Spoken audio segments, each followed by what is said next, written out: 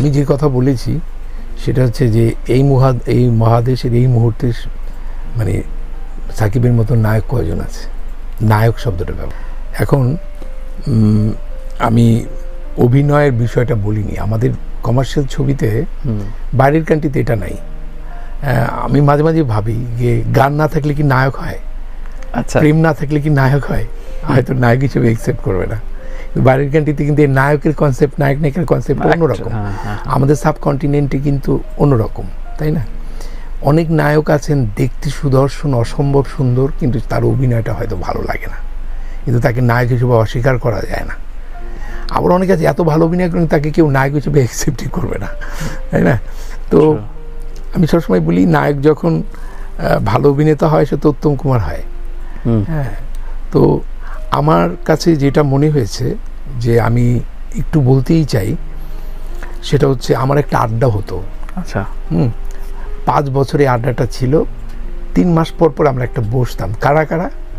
আমি, চাষী নজরুল ইসলাম, আল্লাহ তাকে ব্যস্ত নসিব করুক, এবং বাবুল বিশ্বাস আমার এক বন্ধু, আরেকজন ফরিদ ভাই বলে আমার এক বন্ধু। যেটা হচ্ছে আমরা একটা আড্ডা দিতাম। আচ্ছা, সেই আড্ডা দিতে গিয়ে আমরা রেগুলার নানা বিষয়, চাষিদা কখন কিভাবে মধুবালার সাথে দেখা করলো, 16 বছর বয়সে কিভাবে সে সিনেমায় আসলো, কত কথা।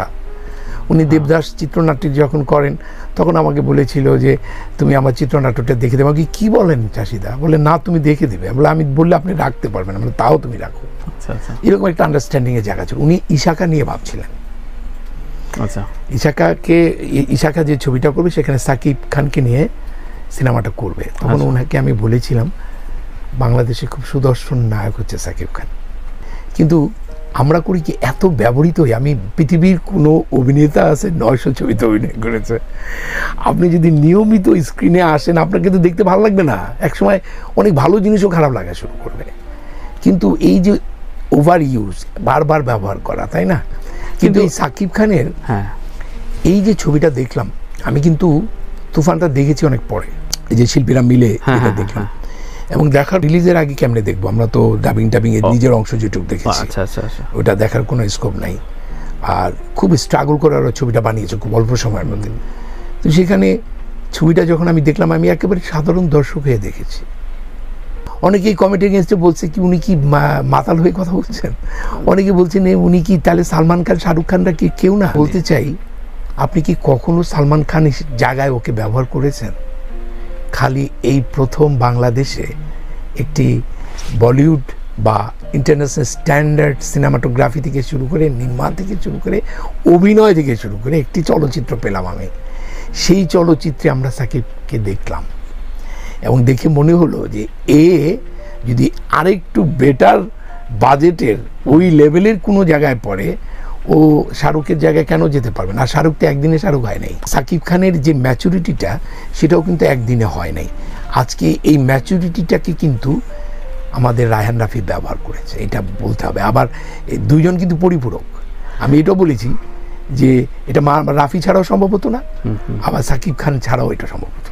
যে আমি যত বড় অভিনেতা হই না কেন, সিনেমাটা যদি ভালো না হয় আমার কোনো কেউ পাত্তাই দেবে না। আবার যদি আমার নির্মাণটা অসাধারণ, আমি আন্ডারলাইন হব। আরেকটা জিনিস হচ্ছে কি, যে সাকিব খান আজকে যে জায়গায় এসে দাঁড়িয়েছে, এটার পিছনে এফডিসি, আশেপাশে যারা আছে সব শিল্পী, কলাকুশলী, সবার ভূমিকা আছে। এখানে তো আমাদের ইনস্টিটিউট নেই, এখানে ইন্ডাস্ট্রিটা ইনস্টিটিউট হিসেবে গড়তে সাহায্য করেছে। এবং দেখেন ওর যে সেকেন্ড পার্টে যে অভিনয়, আমরা শান্তর এরকম অভিনয় দেখেছি, কিন্তু সেকেন্ড পার্টের যে অভিনয় অনেকটা মেথড অ্যাক্টিংয়ের মতো, তার যে আচার আচরণ ব্যবহার, তাই না, সেই যে ম্যাচুরিটি, সেখানে তো আমি দেখেছি ডিরেক্টর কী করছো, নিজস্বতা তো আছে। সব কিছু মিলে আমার কাছে যেটা মনে হয়েছে যে যদি এই ছবিটি না হতো তাহলে হয়তো এই কমেন্ট আমি নাও করতাম। আচ্ছা, আমি তো দেখে করেছি, আমি ছবিটাকে দেখে করেছি, এবং আমি তো এটুকু বলতে পারি যে আমি কিন্তু ইন্ডিকেশন দেখছি যে তুফান 100 crore দিকে যাচ্ছে, 100 কোটি ছুঁয়ে ফেলতে পারে। এবং এই তুফান প্রমাণ করে দিচ্ছে যে আমাদের নায়করা আছে।